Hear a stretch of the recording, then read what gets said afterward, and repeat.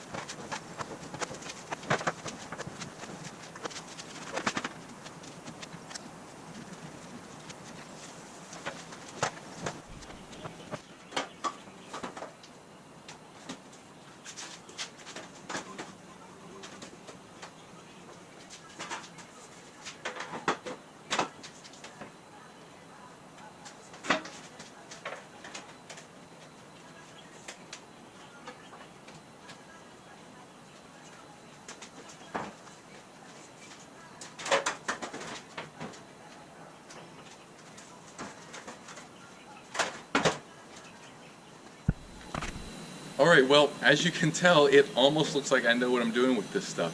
Like I said, this is my first time ever working with aluminum sheet metal like this, so I really had no idea how this whole process was going to go, and I didn't know if it was going to turn out well at all. But so far, it's been coming along very nicely. Most of the work is still in actually fitting these panels and welding them together, and then mounting them to a subframe. But as you can see, they've been roughing out very fast actually. This is all in about 3 days of work or so. And I think that part of the reason that this has been going so fast here at the beginning is because the only compound curve I've done so far is in this section right here, right above the steering wheel. As you can see, this is kind of has a slight bend this way as well as here. Everything else is just a single direction curve. And that's why you saw I had the rubber band around the English wheel. What that does is it only bends the metal perpendicular to the direction you're wheeling it. And that's helpful for things like the hood because I don't want that to have any arch to it. I just want it to nicely wrap around that wooden buck right there. So I was using that rubber band for almost all the panels here except for this right here. When you use just the steel panels, it will bend the metal in both ways. What you do is you start in the middle and then you work out from there. You saw I drew some rectangles on here, so that's what I was using as reference to kind of guide me as I was wheeling it along. I'd start in the smallest rectangle, then wheel the next biggest and the next biggest, and just work my way out. And what that does is it stretches the metal in the middle more than the outside, and it causes it to kind of bow out in the middle. And that's how you get those compound curves. I'm probably not going to rough out the whole body like this before mounting it down. I think what I'm going to do is I'm going to get this front section mostly fitted together, and then I'll mount this down to a subframe. I'll build a steel frame underneath these panels to actually mount this to. And then once I have the front all solid, then I can start moving to the back, because making that boat tail, that whole thing is one giant compound curve, and that's going to be a lot more work than these mostly flat panels up here. So anyways, that's where I am with this project right now. I'm super excited to finally start making these aluminum panels here.